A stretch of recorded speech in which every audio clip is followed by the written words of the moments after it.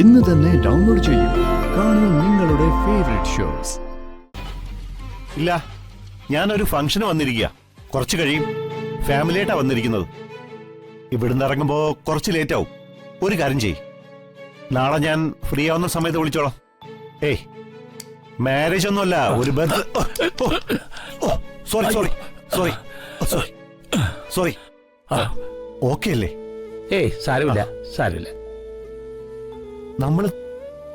നമ്മൾ തമ്മിൽ എവിടെങ്കിലും വെച്ച് കണ്ടിട്ടുണ്ടോ? എനിക്ക് നല്ല പരിചയം തോന്നുന്നു. എനിക്കത്ര ഓർമ്മ വരുന്നില്ല. ജയശ്രീയുടെ ഹസ്ബൻഡാണോ? ആ അതെ, ജയശ്രീ അറിയോ? പിന്നെ അതാണ് എനിക്ക് പരിചയം തോന്നിയത്.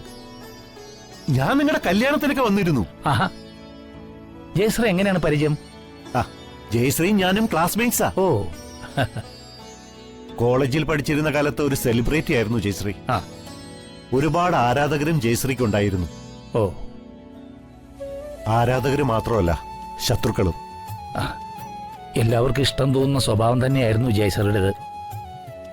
മറ്റുള്ളവരുടെ നന്മയ്ക്ക് വേണ്ടി എന്തു പ്രശ്നത്തിൽ ഇടപെടും. സത്യത്തില് ആ സ്വഭാവം തന്നെയാ ജയശ്രീയുടെ എല്ലാ പ്രശ്നത്തിലും കാരണമായത്. ജയശ്രീയുടെ മരണവിവരം പത്രത്തിലൂടെ അറിഞ്ഞിരുന്നു. പക്ഷേ അവസാന നിമിഷം ഒന്ന് വന്ന് കാണാൻ പറ്റില്ല. ഞാൻ സ്ഥലത്തില്ലായിരുന്നു.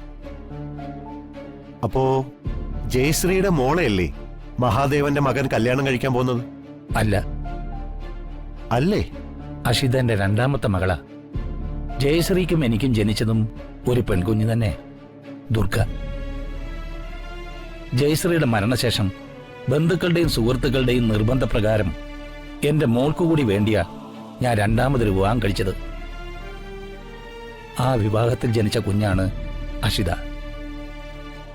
അവളെയാണ് പൃഥ്വി വിവാഹം കഴിക്കുന്നത്. ഓ, അത് ശരി. അപ്പം ദുർഗയോ? ദുർഗമ്മോടെ കല്യാണം കഴിഞ്ഞോ? ഇല്ല, ഇതുവരെ വിവാഹമൊന്നും ആയിട്ടില്ല. ജയശ്രീയെ പോലെ തന്നെയാണ് ദുർഗയും. സ്വന്തം കാര്യങ്ങളെക്കാൾ പ്രാധാന്യം മറ്റുള്ളവർക്ക് കൊടുക്കും.